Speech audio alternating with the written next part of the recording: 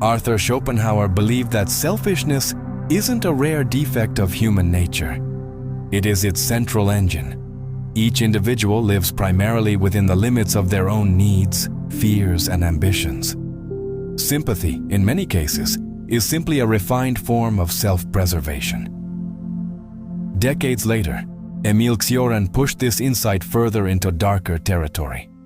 For him, understanding human nature deeply was almost guaranteed to produce disappointment. Not because people are monsters, but because they are rarely as noble as we prefer to imagine. Then comes José Ortega y Gasset, who added another disturbing layer to the diagnosis.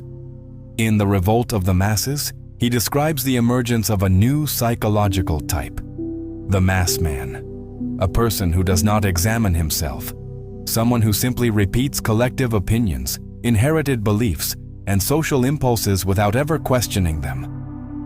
When these three perspectives converge, a difficult question appears.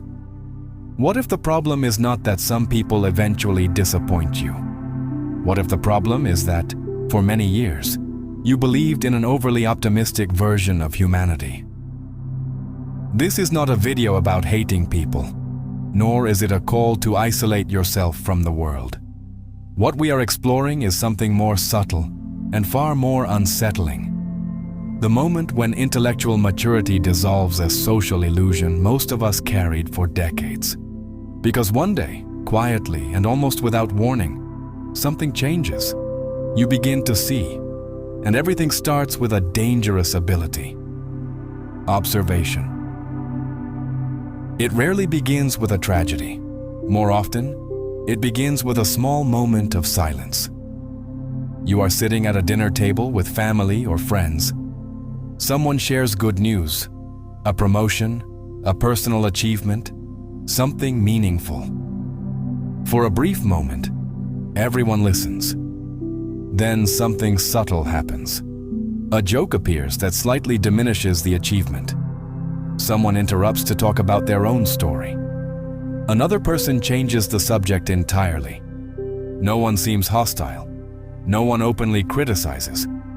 But the atmosphere changes in a way that's difficult to describe.